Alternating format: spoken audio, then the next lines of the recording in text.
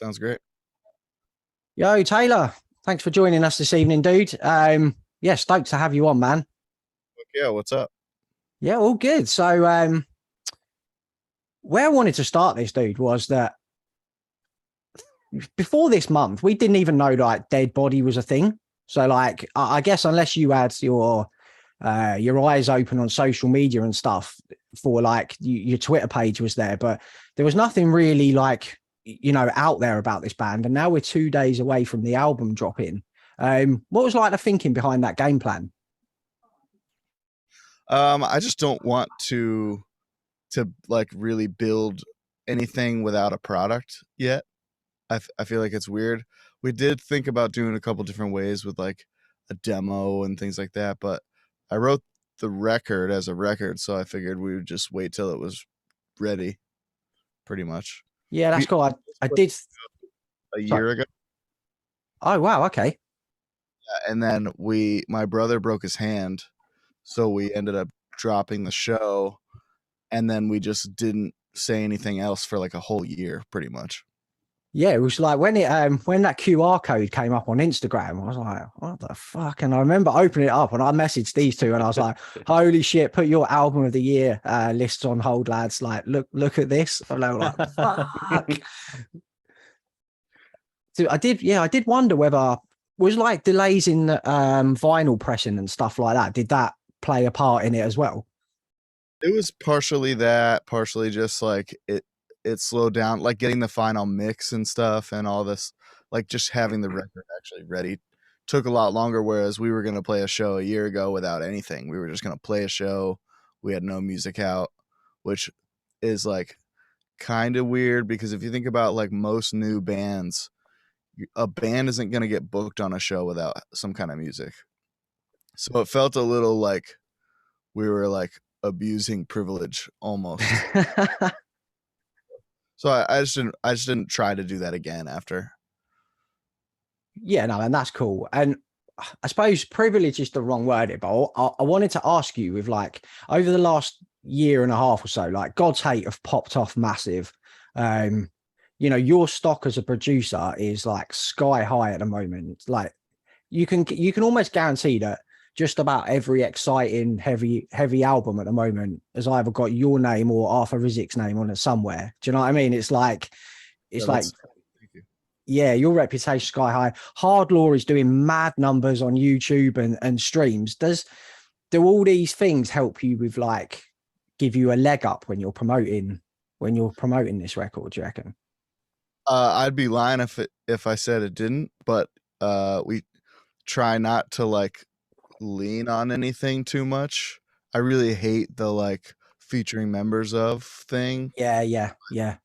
That's what makes people click it the first time. Even though to me it's like completely different than any of the other shit we do. Yeah, that's the thing as well. It could give a false sort of people clicking on it expecting to hear another Twitching Tongues, expecting to hear another God's Hate, and it's not like that. So Yeah. to have it stand on its own two legs is important. It is, and but I also understand that like at one point we thought about the band being like we're not going to say who's in it so that it would just get listened to with fresh ears. Yeah. But then it was like so much work. It would put more work on the label and things like that. Like it would be only the label could push it, and that's kind of weird. So, the, yeah, it's kind of it's been a weird game plan for sure. I like it though, man. It's cool. Like I feel like when an album gets announced and it's 4 months out and then half the fucking record gets dropped as singles, by the time the album drops, you're like that initial excitement has just gone and you've listened to half the album so many times. So I love the way that this is done. Like the excitement is still up here for the So, record, and now we're 2 days away and it's dropping. yeah, yeah, we've kind of experienced that a lot, like with Twitching Tongues records and stuff, where people get fatigued Mm. before records out, and then the record comes out, and people don't listen to side A or side B or the last song or things like that. So would definitely try to avoid it by making it here now exciting, but also I want it to have longevity, so that's why we've been kind of pushing it so hard. But yeah. No, man, it's cool. So from the musical side, I mean, you guys have name checked the likes of Suffocation, Brutal Truth, Burnt by the Sun, amongst others. I mean, basically all the sick shit that came out on Relapse, essentially.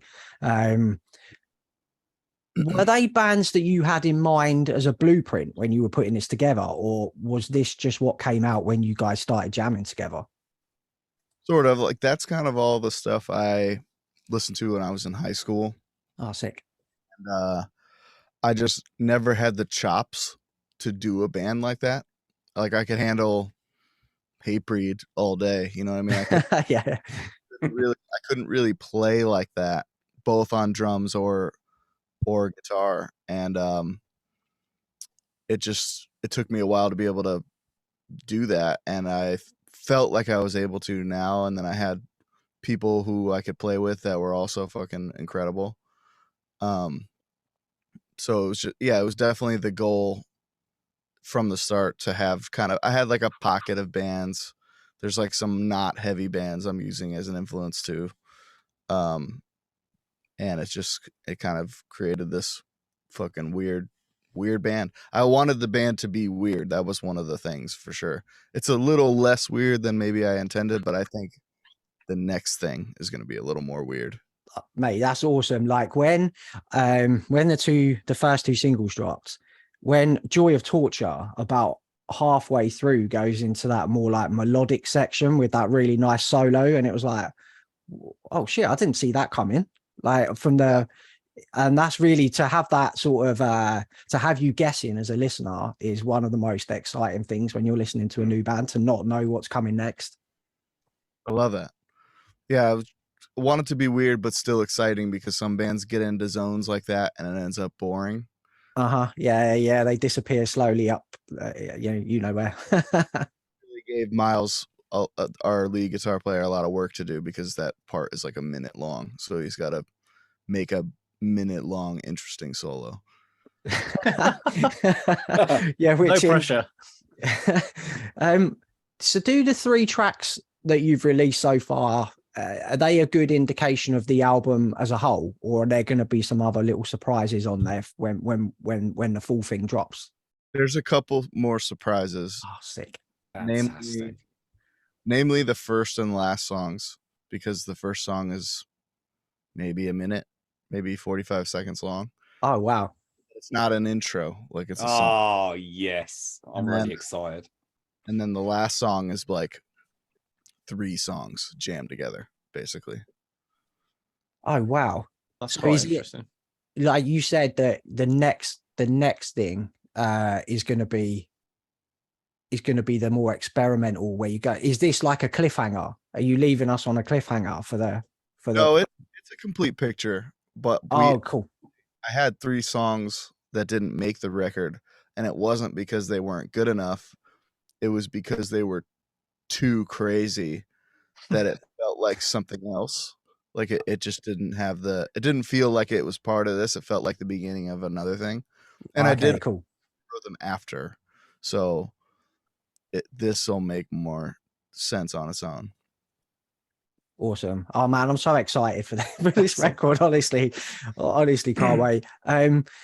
So you mentioned Miles earlier. I know you produced the Apparition album that came out last year, which is, I listened to that again the other day. What a fucking record that is, man. Fuck yeah. That's a band that when I recorded it, I thought it was so good that I was like, hey, if you need me to play, I'll play. Oh, wow. And so I've been playing bass in the band since that record was recorded. Oh, wow. Yeah. So I play live, but it's mainly Miles and Andrew that like they do pretty much everything.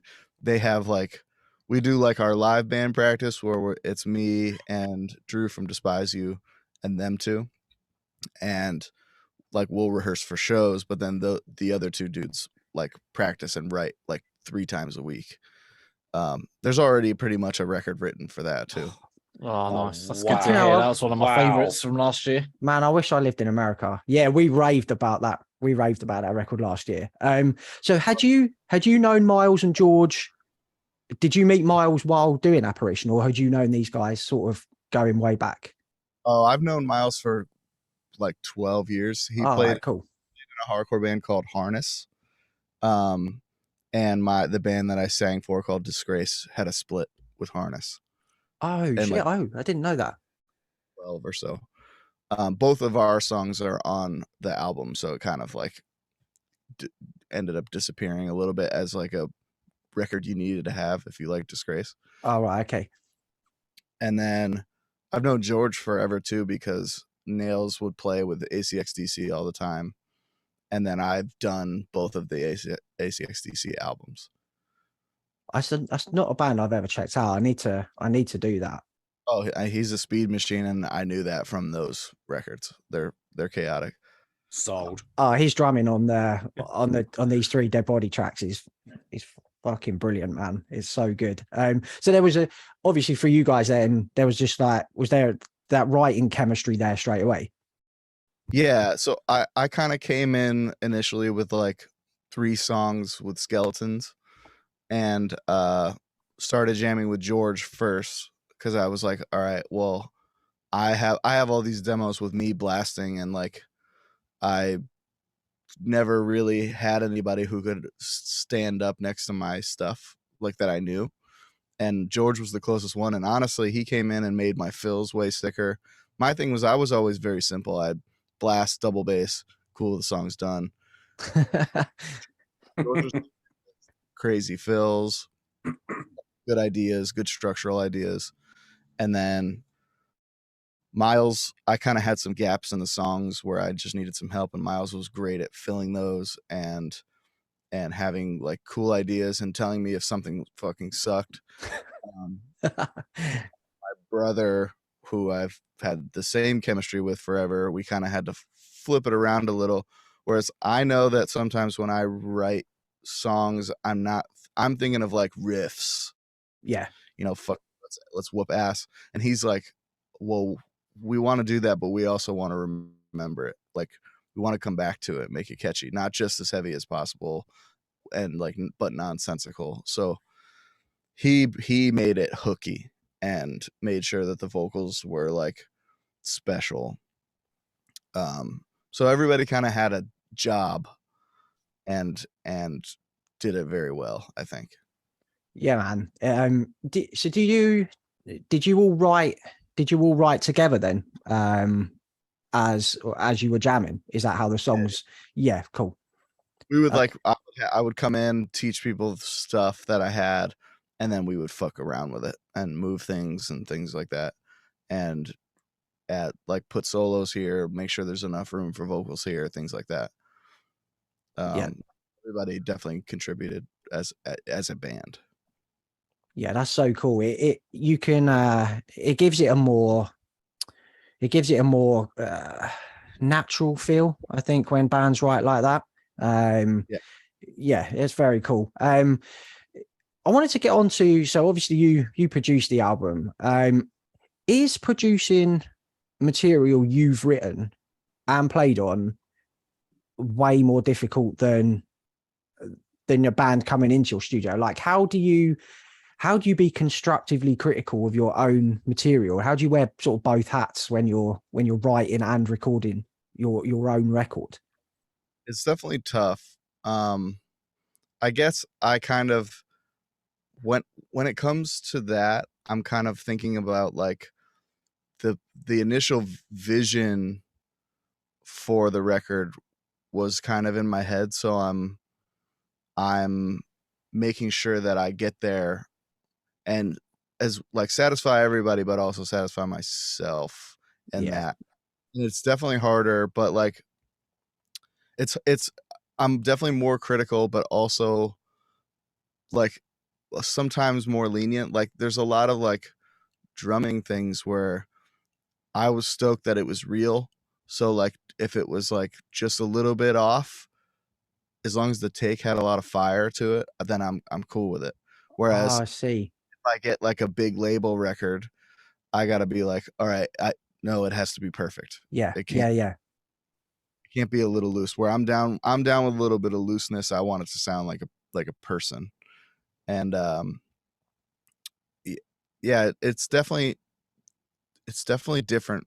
It's definitely different with every band of my own that I've produced. This one, I probably went in with the most. I had the biggest idea before we even started. So Okay. I guess I can't remember. I probably spent more time on it than most things. But like the guitar, when I say producing, I usually mean like guitar tone, what drums got used. Like I bought snares for this record and things like that. Whereas less obviously on the writing side because I already fucking wrote it. So but I feel like you mentioned that, like, you know, that if there was a drum take that, you know, wasn't perfect, but it sounded energetic, that loops back into those bands that, you know, you had as a blueprint, like the Burnt by the Sun, Today Is the Day, all those kind of bands. They had that feel to them. Like, do you know what I mean? They had that fucking, when you put them records on, it was like chaos in your headphones. That's what these singles come across like to me. I appreciate that. And like those bands had no choice. Like a lot of the records that I talked about are pre-Pro Tools. So those of course. Yeah. Tape and they have to play a certain way, and say you get through the end of a take and there's one fucking stick hit or something, but the rest of the take was so fucking good that they're like, leave it. It's got to stay. So I kind of have that mentality, obviously not as much as I probably could. I probably could have said, cool, it's one take, that's it. But like I definitely did some, I'm not gonna lie, I did some editing, but it was like, okay, I never want it to sound inorganic. I want it to be fiery but real all the time. Yeah, that's how the best albums sound. I feel like a lot of the especially the more hardcore stuff that has come out of the pit this year, like the Mind Force record, the Age of Apocalypse record, I feel like they all have that same kind of live vibe about them, where they sound great, but they've got dirt under the nails. Do you know what I mean? I think that's kind of just like my thing. If I had a thing, that would yeah. I'm not like putting everybody to the grid all the time. I do it sometimes. I just finished a record for a band from LA called Art of Shock, and I made them sound fucking like perfect. Oh wow. Just because it was kind of what the vibe was for the band. It's kind of what it needed to be. Yeah, I guess like the Tribal Gaze album, I guess that one, they say that had to sound fucking massive, like, and so you got that MO to start with. That one showed up to me like sounding pretty great. I just kind of restructured the guitar tone and mixed what I had. I didn't really do much editing to that, but I don't think the other dude did either, because that drummer is fucking amazing. Oh god, yeah. I don't know if you've seen any videos of them live, but he does like a 2-minute drum solo in the middle of their set. Oh my god! Oh wow! I'm dying to see a lot of these bands live, man. Like we at the end of the year when we do our album of the year list, I honestly don't know how many albums that you've produced this year are going to be in there, but it's gonna be a fucking lot. I know that much. We need to have a Taylor Young tier, innit? Yeah. We've lovingly nicknamed you Midas on here now, so you're known as Midas Young on our show now. Everything you touch turns to gold. Yeah, man. Let's touch on the artwork, dude. The artwork is so fucking sick on this record. Like it's one of the, something we talk about a lot is if a good album has shoddy artwork, man, I'm more inclined not to check something out that I haven't heard based on the artwork. But this is fucking so good. Was it Thomas Toy? It was the artist, was it, who did this? How did like the band logo. Oh wow, okay, cool. Yeah, I hit him up just because I had liked a bunch of shit he did recently, and he was already doing stuff for the label. And the initial thing idea I gave him was based on something else he'd done where it had this like lightning bolt thing going on, and he did a bunch of sketches, and then he did a sketch for that one, and I was like, holy shit, whatever that is, let's do that too. So I had him do 2 covers, and they're both in the record. Oh wow. Oh, wow. That's the front cover, and then there's another one that we used that's like part of the insert, and it's like all the different pieces of it all over. It's that other shirt. I don't know if you saw both shirts. The second shirt with the one, it's got more like a round circle. That is right. Oh, okay, mate. That design is sick. so sick. Yeah, that was like the initial idea, and then I think he knocked it out of the park with that one. So we switched gears. Oh wow. Yeah, I'm definitely gonna have to take the postage hit from Yeah. from Europe, from Evil Greed for that t-shirt. I'll tell you, it's so cool. Somebody wanted to ask you, dude. I don't know, when it comes to formats the bands release do you guys have any say in what the label releases, like vinyl, CDs, tapes? Do you guys have a say in what gets released? Or Yeah, if I pushed for CDs and tapes, they would happen. I know tapes do pretty well. CDs realistically sell like literally in the double digits, like oh wow, maybe 60. So we could press 500 and sell 50, and then sit on like the 50 would honestly pay for the 500 because CDs are so cheap. yeah. Wow, is that all they'd sell? I can't believe it. That's really low, so it's like not worth doing half the time. But what we usually end up doing is like we'll have another release come out, and then we'll kind of just combine them and make one CD for both of them or something like that. And I just don't really care about tapes that much, so I just don't do it half the time. But we've thought about it. Usually it's just vinyl to me is the sickest, just because you get this big thing Yeah. face with the artwork, and you can hold it and look at it, and to me it's like it's like a book. You get to have a book with your Yeah. and I'm not even upset that most people don't fucking listen to the vinyl. It's just kind of like a sick thing, like a tangible version of a product. Yeah, it's more like a collector's thing, isn't it, than a physical product? Because we're all CD guys. We've all been buying CDs since like I got a fucking storage unit filled with them. oh and man, that's my send them all across to us. We'll listen to them. If you ever need to have a clear out, man, we'll take them off your hands. Yeah, I do like them. I have probably a couple sitting back here somewhere. It's just that they don't move. I have boxes of Twitching Tongue CDs, like every pressing. Oh, wow. They just don't move. We put them on the table. We'll sell one every 5 shows or something like that. Fucking blows my mind. Yeah, same. Blows my mind. I'll PayPal you for the postage and the CDs, dude. But I need In Love There Is No Law on CD. It's the only one I haven't got. So I'm constantly on eBay trying to find the Japanese, see if anyone's selling the Japanese God's Hate CD. No one ever does. So. So that's the thing that we do think is cool, is that the reason we did that is because Japan as a place will put that out, and then literally all of Japan will buy that. Like, Yeah. and I thought that was a cool way to do a CD without making our own, pretty much. Yeah, I hear, man. That's cool. So I suppose I think you've already kind of answered this, dude, earlier. But is DeadBody going to be an ongoing project for you guys? Will there be sort of oh, wicked? Yeah, that's so good.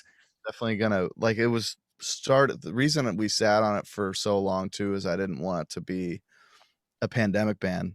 Yeah, of course. I had already written, we had already started playing and like already written probably half the record before I did that first Zeus demo.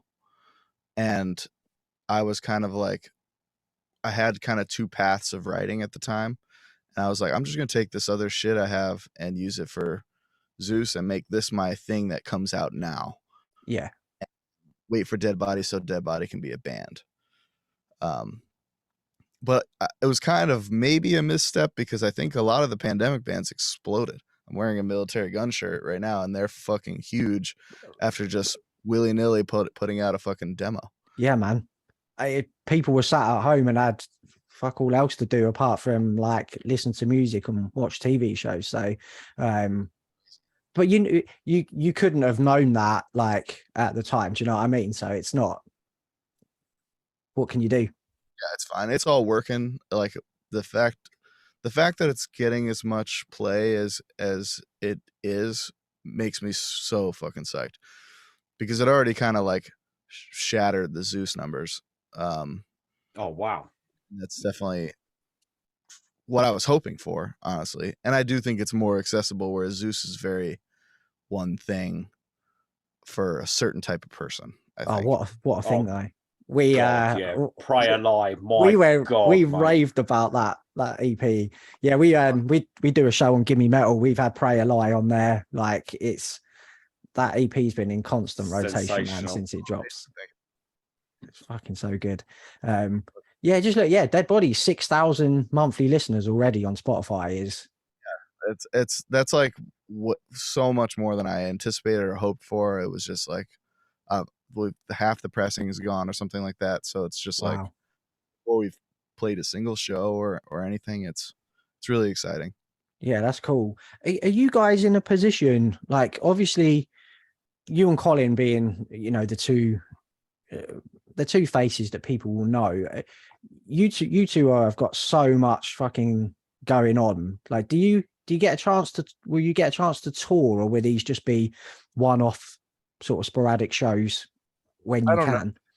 Could be short tours. I think we're done with the like 30-day. Oh, I don't blame you, man.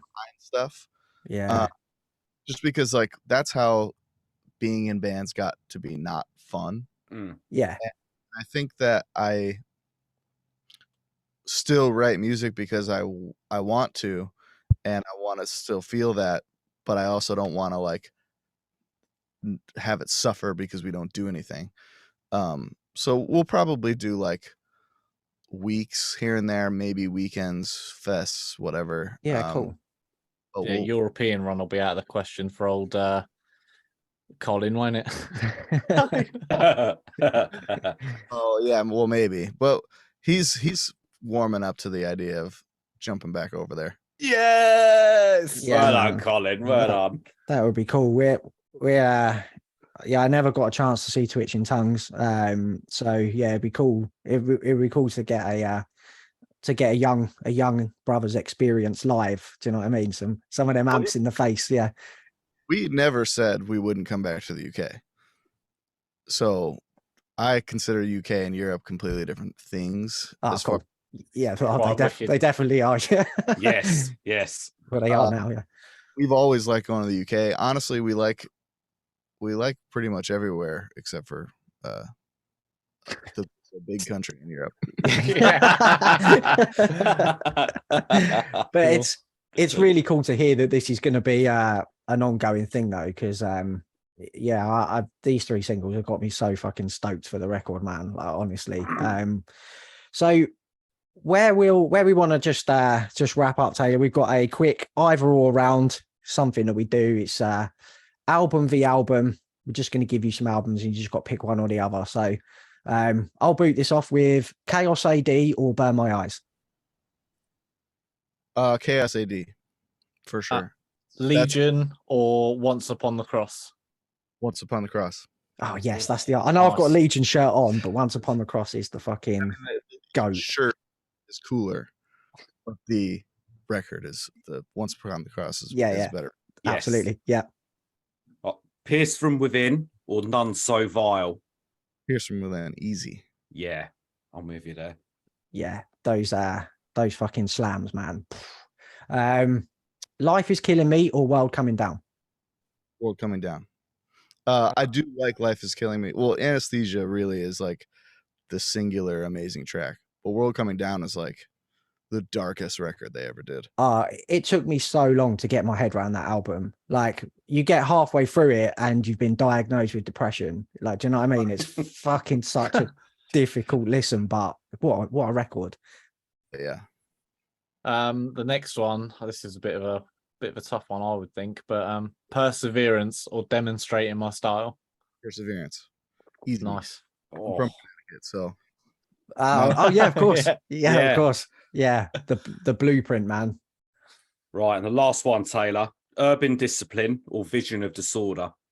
Urban Discipline, for sure. Yes. Despite being in the singing hardcore band of the 2000s, I think the Biohazard records, the first 3 are certified classics. Yes. Oh yeah, absolutely. Yes, absolutely. Yeah. I even listened to New World Disorder today, and I think that's massively underrated, but I don't know if Record I ever, honestly. Was it? Switchback is on that record, right? Switchback, yeah. Great song. That was kind of what opened the door to Biohazard for me, and then I went backwards and realized that all the other ones were better. But I like that song. yeah. There's no lie there, but yeah. Wicked, man. Taylor, thanks so much for taking some time, dude, to join us. We know how super busy you are, so we really appreciate it. Thanks, man. So Requiem drops October 28th, literally a day or so out on Closed Casket Activities. Fucking make sure you get on that record when it drops. We'll be back again very soon. So until then, party on, dudes.